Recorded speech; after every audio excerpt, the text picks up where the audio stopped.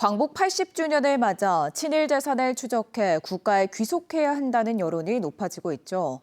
진천군이 전국에서 처음으로 전담팀을 꾸려 전체 토지 가운데 친일파 후손의 재산이 얼마나 있는지 전소조사하기로 했는데요. 진천군에서 광복 전 729필지에 이르던 친일파 소유 땅 가운데 그간 환수한 땅이 한 필지에 불과한 것으로 확인됐습니다. 허지희 기자가 보도합니다.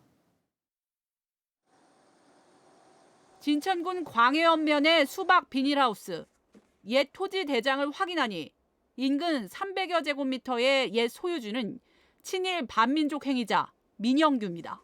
민영규는 친일 행위의 대가로 1910년 일본 정부에서 자작자기와 사금 5만 원을 받는 등 다수의 훈장을 받은 기록이 남아 있습니다. 사금 5만 원은 당시 쌀 3,800가마를 살 수 있는 매우 큰 금액이었습니다. 지난 2005년부터 2010년까지 활동한 친일재산조사위원회가 이 땅을 민영규 소유로 확인하고 2010년 국과에 귀속 조치했습니다. 진천 지역에선 유일한 환수 사례입니다. 국가가 친일재산 환수에 나선 이후 전국 곳곳에서 환수 작업이 벌어졌는데 진천에서 환수된 땅은 이곳 한 필지가 유일합니다.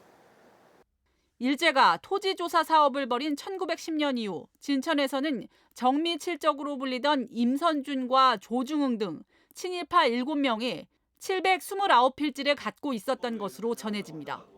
광복 이후 상당수 토지가 제3자에게 넘어갔는데 소유권을 확인하지 못한 비전산 자료도 상당할 것으로 추정됩니다. 2005년 제정된 친일재산 환수특별법에 따르면 후손에게 상속된 토지는 물론 매각 대금까지 환수할 수 있습니다. 이렇게 많은 땅들이 있고 그 7명이 아니라 친일파 전수조사를 하면 사실은 그 최소한 5배 이상 아마 환수 대상이 되는 친일 반민족 행위자가 가지고 있던 걸 보여요. 특히 친일조사위 활동 당시 법인으로 넘어간 재산 또한 환수하지 못한 만큼 이에 대한 조사 필요성도 제기되고 있습니다. 우리 대한민국의 법체계상 개인이 소유한 재산과는 다르다는 의미에서 친일재산으로 결정을 하지 못했습니다. 그것을 과연 어떻게 할 것인지 하는 문제가 남아있을 것 같습니다. 진천군이 지자체 가운데 처음으로 친일 재산을 추적해 국가 귀속을 추진하는 특별 프로젝트에 나섰습니다.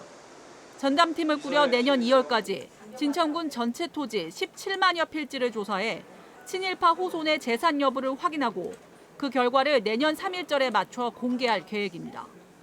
송기섭 진천군수가 단장을 맡고 광복회원과 역사 전문가, 변호사 등이 전담팀에 참여했습니다.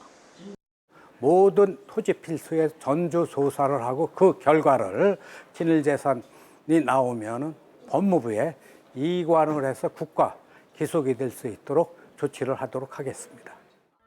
이재명 대통령이 지난 13일 친일재산 환수를 챙겨보라고 지시한 뒤 국가보훈처는 친일재산 환수 대상을 확대하고 조사위원회 활동을 복원하는 특별법 개정안에 대한 검토에 들어갔습니다. MBC 뉴스 허지희입니다.